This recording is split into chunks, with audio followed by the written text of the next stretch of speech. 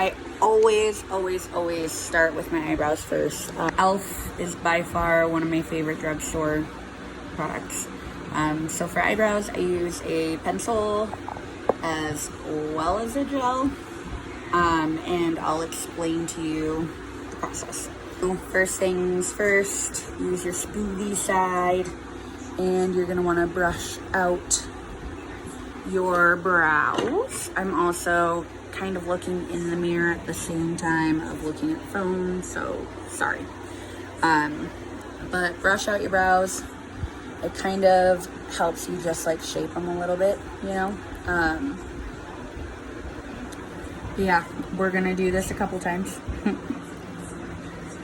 What you're gonna do is outline your brow. I'm trying to give this a good view. And I mean, I do press a little bit harder on the outline, but that's literally because we're gonna brush more of it through. Also, I don't know if you know how to map out your eyebrows, but the only reason I even have somewhat of a shape beyond the early 2000s pencil brows is because I got microblading. So I just follow the line that they started for me. Also, I know that my brow stuff is dark. My hair is dark. I also do bold makeup looks, and a lighter brow doesn't seem to work. But I go dark on the pencil and then one shade lighter on the gel. And I outline the top and the bottom. I don't touch the front. Now that we have our cousins, what you're gonna do is fill it in a little bit over here, like you're lightly touching, and just don't go all the way to the front. Get your tail end about, stop right about there. Give yourself some whatever real hair showing without line. And you're literally just lightly get your spoolie again. And you're just like, I don't know, brushing up, kind of trying to blend it in a little bit. Drag it from the bottom to the top. I've always found it easier to do it that way. And then follow the shape you've already created. And this just helps them make them look like a little bit more natural. Leave your front exposed this whole time. It's a little blotchy because you didn't apply that much color and you just brushed it out, which is why and where the gel comes into place. Looks literally just like the spoolie, but it has gel on it. This is where I hit the front part. And again, you're doing the same exact motion that you did from the beginning. Brushing it out, laying it down, brushing it out, laying it down. Product. I switch up my primers all the time. Right now, just baby skin. I do use my fingers for the primer. I don't know why I don't use a brush. You can brush a blending sponge. I don't care what you choose to use. But primer pretty much goes into your problem areas. I put mine typically on the T-zone. Primer just helps makeup stick, helps minimize the pore look, all that fun jazz. One thing about makeup, and this is what's going to be the longest part of doing any makeup for you, is the waiting game, because a lot of people don't seem to realize that in between all of your products, you kind of got to wait a little bit, especially when you're doing just your face. Primer, give it about 2 or so minutes, just to where it gets like tacky. Okay, so it's been like 2 or so minutes since I've started to let the primer set. Wow. Now I'm gonna go in with foundation. I put it on the back of my hand. Some people just like pump it straight onto their face. I feel like when it goes straight onto my face, I'm putting way too much product on. So I put it on the back of my hand and I use my sponge and then just apply. If you've never used a makeup sponge before, pat it on there. Don't wipe. I promise you, I will send you just an eyeshadow one with neutral colors here soon. And I'll do 2 different styles on both of my eyes, so that way you can see like what a cut crease is versus just what like a blend is. But foundation, yep, almost on. I do go a little bit under, but that's, I don't get the girls to go all the way like that. I just get a little bit under, that way it's all blended nicely. Give it some time to set, about 2 or so minutes. Next is the concealer. Right now I'm using Maybelline Fit Me. Rule of thumb, always get like a shade or 2 lighter than your foundation for concealer. Concealer goes down your nose, fan it out on your forehead. I don't go all the way up, just about halfway or so. Okay, and then I get the chin. This is gonna help you with the contouring. P.S. That's why I'm putting it on my chin, and also why you want a lighter color concealer than your foundation. Under your eyes, and then drag it up. I'll show you 2 different ways to put it on under your eyes. This thick layer that I'm doing is going to be more of a long lasting wear for your concealer. Just boom, boom, and then always a little bit up there, and then boop, boop. Little dots. Obviously the more you put on, the more your face is gonna be caked on with makeup, but that amount will last the whole day. That amount, not so much. Concealer, if it is not full coverage, just give it a couple minutes, and when it starts to dry out a little bit, it's going to become more of a full coverage. I just hit the eyes last, and that's because I'm old and I have wrinkles on my eyes, and the last thing you want is your concealer to crease before you have a chance to get your setting powder on there. You wait too long and it creases, your setting powder is going to show those creases. So that's blended out.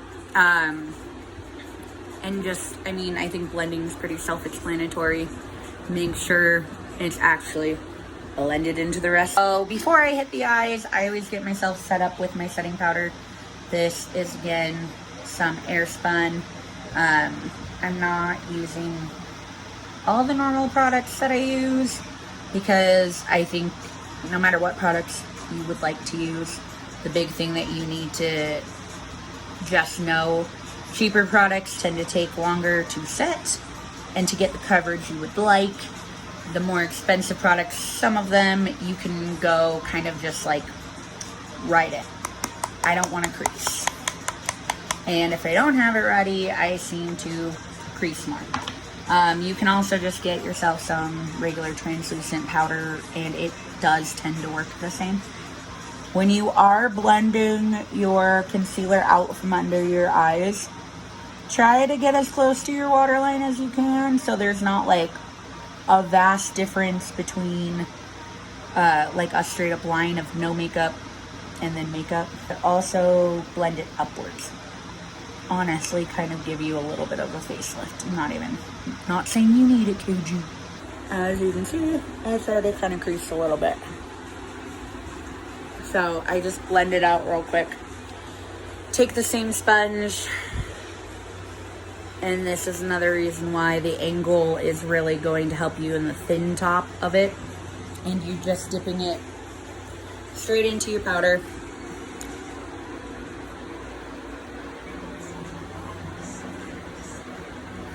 And drag it all the way out to the same length that you did your concealer.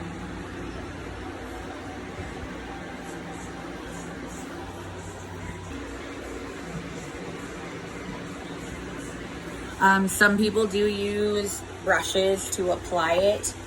I found the sponge works way better. Also, I obviously have makeup everywhere. But I feel like, yeah, the sponges allow you to actually tap it on there, get a more concentrated bake going on. A little bit on my chin.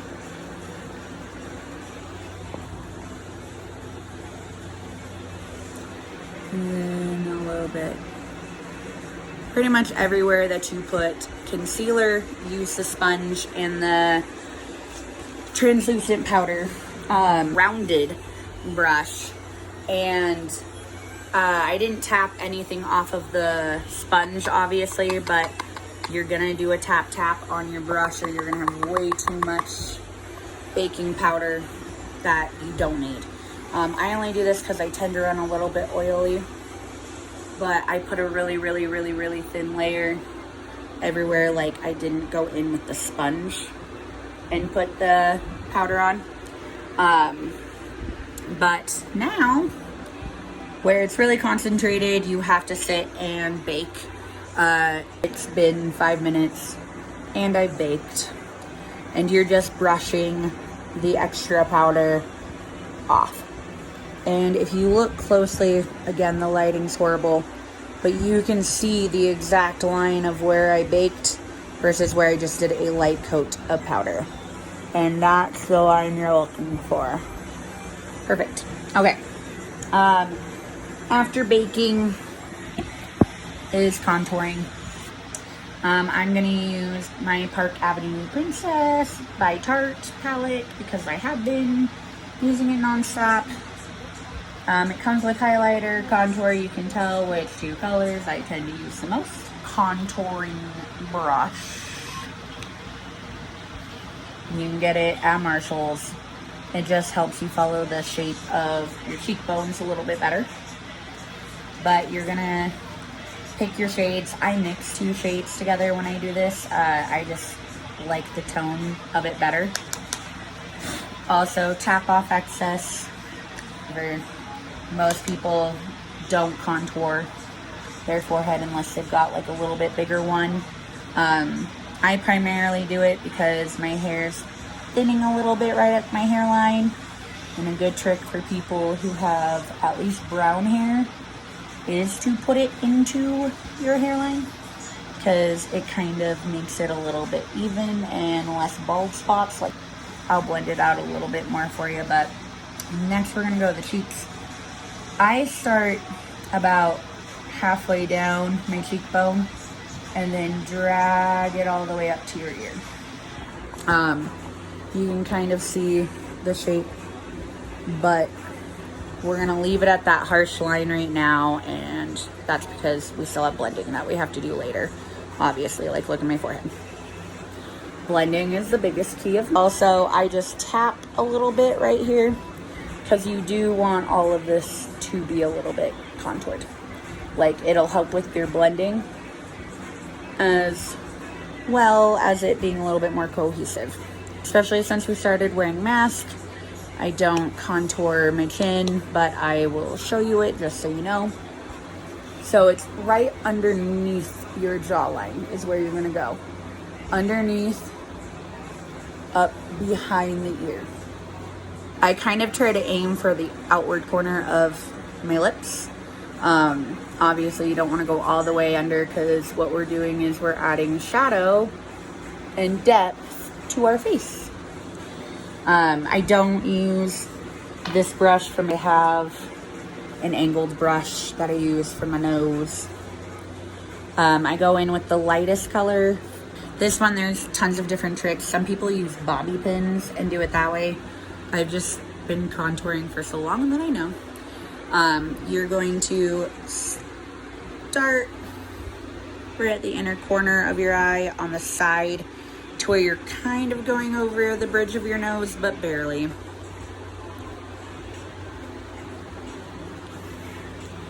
And then obviously all the way down to your nostrils. Last 2 places that you're gonna put the contour on your nose is right here. And then right like above where your nostrils stop flaring out, just put a little line. This is going to help when you go to put on your highlighter because it'll show a break in the shadow, which again, is the whole reason we're doing this dang thing. I just use another rounded blending brush to blend it all out. So, forehead, I go just back and forth, pretty simple. Right by the temples, all the way down. Underneath the chin, blend up and towards your ears. And make sure that where you got behind the ears, you're doing it up towards your hairline. It looks a lot more natural. After I get that part blended out and like the color's not so harsh, this is where I blend down. Get the color not so harsh. And then down.